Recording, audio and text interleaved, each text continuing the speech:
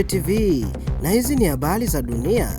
Mvutano kati ya Irani na Marekani umeanza kuathiri moja kwa moja uchumi wa dunia. Irani imetishia kufunga njia muhimu ya usafirishaji wa mafuta inayojulikana kama Strait of Hormuz, eneo ambalo hupitisha sehemu kubwa ya mafuta duniani.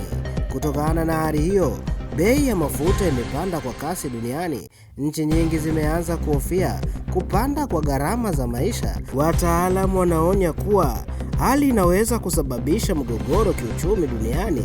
Kwa kifupi, hii si vita ya kijeshi tu, ni vita inayogusa maisha ya kila mtu duniani. Na jeshi la Marekani kupitia CENTCOM imeripoti kufanya mashambulizi makubwa dhidi ya Irani.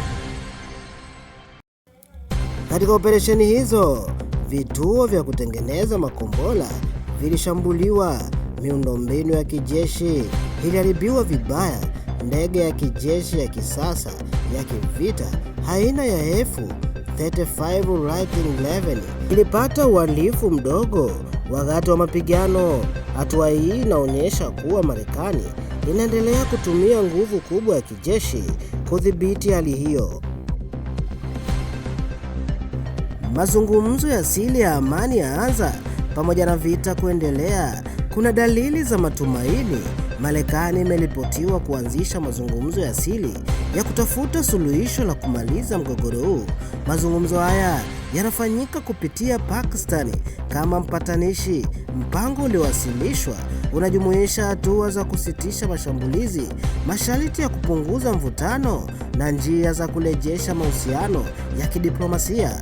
Hata hivyo, bado haijulikani kama Irani itakubali masharti haya au la. Uchumi wa dunia uko hatarini.